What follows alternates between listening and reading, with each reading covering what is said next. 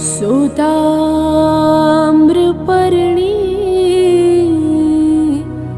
जलराशियोगे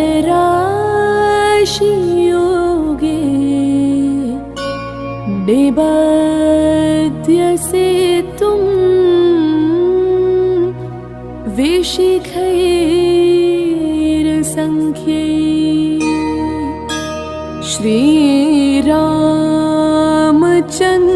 श्रीरामचन्द्रेण समर्पितं तं रामेश्वराख्यं